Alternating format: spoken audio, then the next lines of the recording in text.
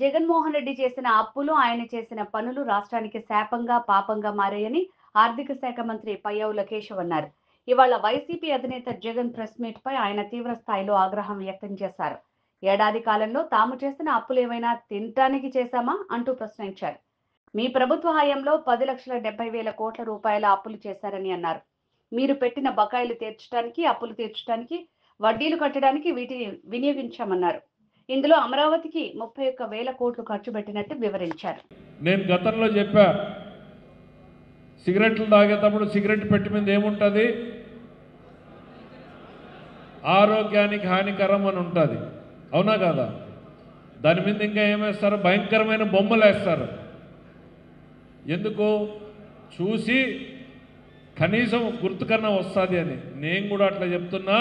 వైఎస్ఆర్సీపీ ఈ రాష్ట్రానికి హానికరం అనేటువంటిది మనం మర్చిపోకూడదు. పదే పదే పదే పదే గుర్తు చేయాల.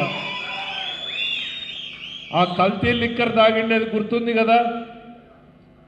బ్రాండ్లు, బూమ్లు, జూమ్లు, ప్రెసిడెంట్ మెడల్లు, ఈ కల్తీ మద్యం మనకు గుర్తున్నాయి కదా. మనం అవన్నీ మర్చిపోకూడదు.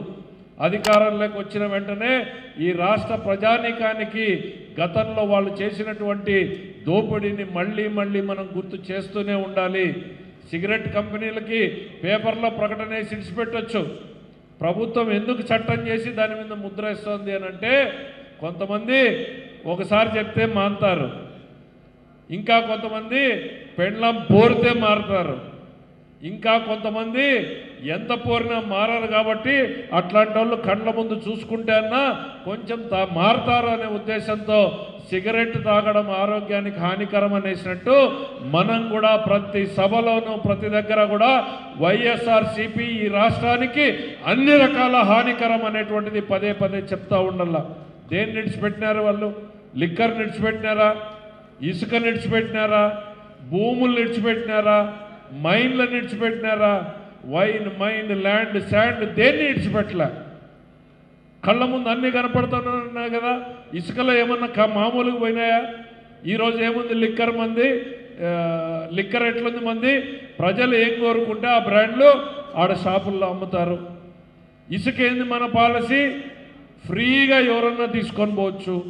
వాళ్ళ పరిస్థితుల్లో కప్పం కట్టి తీసుకొని పోవాల్సింది. సాక్షాత్తు తాడేపల్లి ప్యాలెస్కి కప్పం కట్టాల్సిన పరిస్థితి. ఒక క్వార్టర్ బాటిల్ తాగితే కూడా తాడేపల్లి ప్యాలెస్కి డబ్బులు కట్టాలా, ఒక ట్రాక్టర్ ఇసుక తెచ్చుకుంటే తాడేపల్లి ప్యాలెస్కి డబ్బులు కట్టాలా. ఇవన్నీ కూడా మనం గుర్తు చేయాల్సినటువంటి పరిస్థితి ఉంది. ఇవన్నీ ఒక మర్చిపోతే మన భవిష్యత్ తరాలు మనల్ని క్షమించవనేటువంటి చెప్తా ఉన్నా. ఈరోజు అధికారంలోకి వచ్చింది మన కోసం కాదు, ఈ రాష్ట్ర ప్రజల్ని కాపాడడం కోసం, రాష్ట్ర అభివృద్ధిని ముందుకు తీసుకొని పోవడం కోసమే ప్రజలు మనకు అధికారాన్ని ఇచ్చారన్నటువంటి విషయాన్ని గుర్తుపెట్టుకోవాలి. ఈరోజు మన మీద పెట్టుకున్నటువంటి ఆశలు ఉన్నాయి.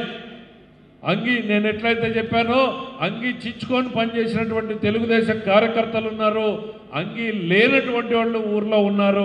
ఆ పేదలు మన మీద పెట్టుకున్నటువంటి ఆశలు ఉన్నాయి. వీళ్ళేదో మా జీవితాల్ని మారుస్తారు, మా తలరాతలు మారుస్తారని పెట్టుకున్నటువంటి నమ్మకాలు ఉన్నాయి.